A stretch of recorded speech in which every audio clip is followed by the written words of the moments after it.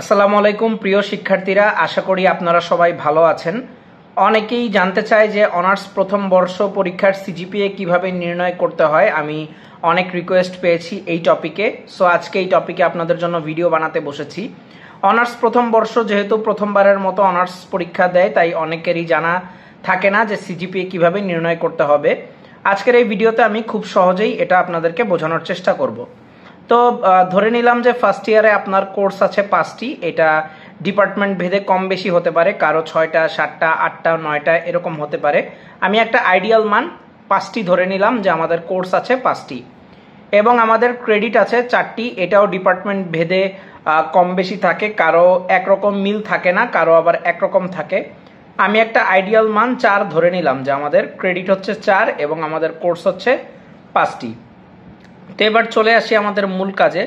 আমরা এখানে কোর্সের শিরোনাম দিয়ে নিয়েছি ক্রেডিট, যেটা আমরা একটু আগে উপরে বললাম, এবং আমাদের গ্রেড তো আপনারা সবাই জানেন, এ, বি প্লাস, এ মাইনাস, এ প্লাস বি। এটা হচ্ছে গ্রেড পয়েন্ট। এর জন্য 3.75, বি প্লাসের জন্য 3.25, এ মাইনাসের জন্য 3.50, এ প্লাসের জন্য 4, বি এর জন্য 3।